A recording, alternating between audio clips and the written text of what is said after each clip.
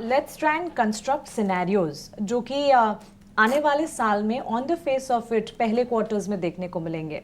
सबसे पहले Donald Trump अपना पद संभालेंगे, सो ग्लोबल सिनेरियो। उसके बाद budget, again as we all know it's like a non event but still anticipations होते हैं, उम्मीदें होती हैं, और बजट के साथ साथ कह सकते हैं कि बहुत ऑब्सेसिव हो जाते हैं सेक्टर्स के लिए, like defence, real estate, infra, for that matter power as well. और पावर ट्रांसमिशन को लेकर अभी थोड़ी देर पहले हमने एक एक्सक्लूसिव चलाई है कि बजट में कुछ ऐलान हो सकते हैं। If I am not wrong, you also have a take on power sector, so how do we see all of these scenarios and see the market for the next 3 quarters, और कौन से sectors and themes पर focus होना चाहिए? Sectors जैसे आपने power sector बोला, उस पर हम काफ़ी बुलिश हैं क्योंकि ये एक स्ट्रक्चरल थीम है। इंडिया में पावर इन्वेस्टमेंट पिछले 5-6 साल में बहुत कम हुई है। सो लास्ट 2 साल में जो देखने को मिला है कि हमारे पास पावर शॉर्टेज आ रही है एट वेरियस सेगमेंट्स। तो power both solar, wind and thermal तीनों में एडिशंस होंगे। एंड सो बिकॉज ये सेगमेंट में एडिशंस होंगे तो जो पावर इक्विपमेंट कंपनीज़ हैं, क्योंकि आप पावर जनरेट करेंगे तो उसको ट्रांसमिट करना पड़ेगा, तो ट्रांसमिशन के लिए ट्रांसमिशन लाइंस चाहिए, उसके लिए ट्रांसफार्मर्स चाहिए। तो ये सारी जो इक्विपमेंट्स कंपनीज़ हैं उनके लिए बहुत बुलिश फेज़ है। This is come after almost 10 years, 10 साल के बाद उनके पास ऐसे ऑर्डर बुक्स आए हैं। तो वो सेगमेंट हम काफ़ी बुलिश हैं on the power equipment space. And other than that, I think financials, even though I'm slightly negative on the rate cycle, large cap financials are looking far better because काफ़ी consolidate हुए हैं and we've seen some movement from the bottom from there. ये हमें अगले साल के लिए ये थीम काफ़ी बेटर लग रहा है।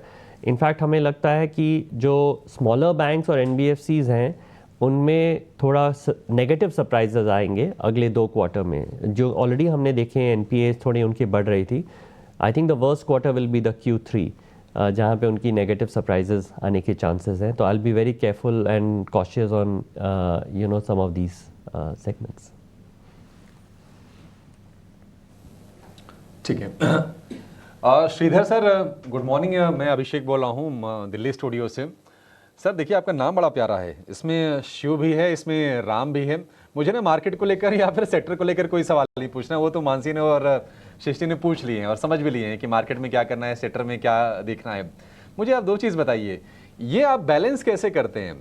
जैसे आप जब जंगल में जाते हैं जंगल सफारी के लिए, क्या आपको मार्केट वगैरह ये सब चीज़ें याद रहती हैं कि अच्छा मार्केट में क्या चल रहा है, US में क्या चल रहा है, कोरिया में क्या हो रहा है, इंटरेस्ट रेट को लेकर क्या हो रहा है? और दूसरी चीज़ मुझे बताइए कि अगर आप सफारी पे चलना हो तो क्या करना होगा हमें? आप जस्ट मैसेज कर दीजिए और हमारे साथ सफारी पे आ जाइए। बट हमारी जो फाइनेंशियल मार्केट्स में जो हमारी जो लाइफ है बहुत स्ट्रेसफुल रहती है। तो अगर हम हमारी पोर्टफोलियो की बैगेज लेके चलेंगे सब समय, तो इनवेरिएबली हम गलत डिसीजंस ही लेंगे।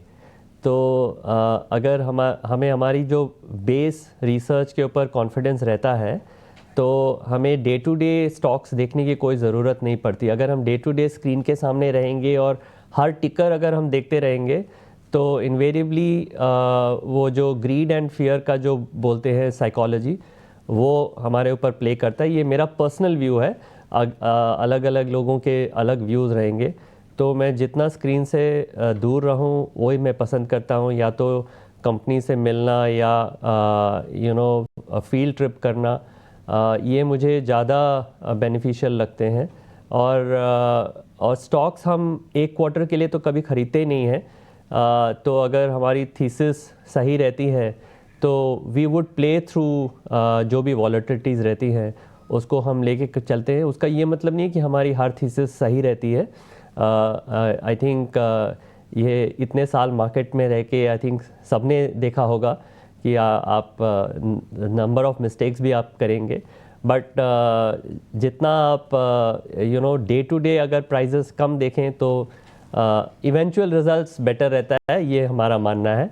बाकी इंडिविजुअल के ऊपर इंडिविजुअल का रहता ही है कि अलग अलग लोगों के अलग अलग वेज हैं इन्वेस्टिंग के।